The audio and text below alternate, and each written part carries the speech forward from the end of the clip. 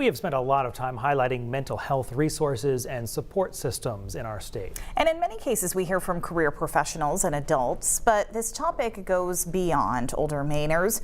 News Center Maine's Sam Rogers joins us now with more. Hi, Sam. Hey, Amanda. Hey, Brian. Yeah, some students across our state are taking the lead when it comes to mental health education in their communities. A youth group in Lewiston has been working with city leaders for 2 decades, but now they're changing the conversation from typical municipal issues to ways the entire community can be more open about their mental health. So let's talk about it.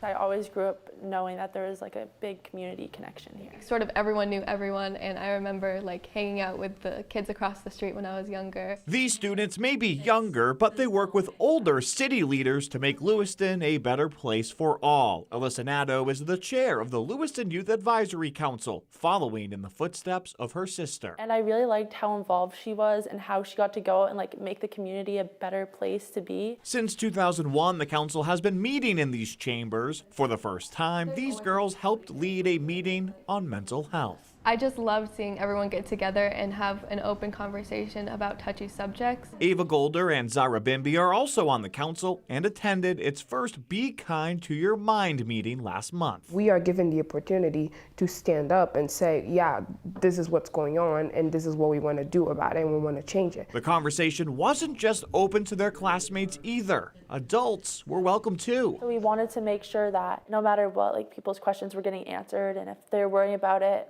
didn't want to ask, they were still hearing what they needed to hear. These students have seen a shift in school. The presence of social media has a lot of benefits, but also drawbacks, like cyberbullying. I feel like it happens a lot more than people think it does. Not to mention the students that lost key time for social growth as COVID-19 forced schools to move to remote learning.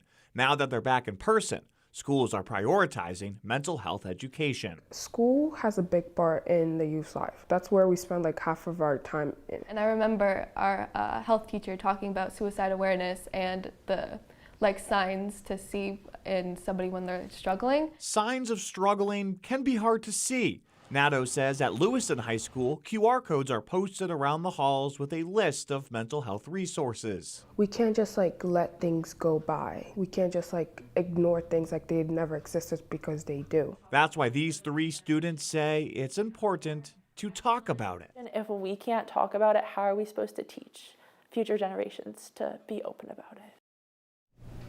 Of course, giving students access to these resources in school is a focus for the council, but they also wanted to share it's important to have these conversations at home with siblings and parents. That way you can check in on your own people. Brian and Amanda, the Lewiston Youth Advisory Council is planning to schedule similar mental health meetings open for the entire community very soon.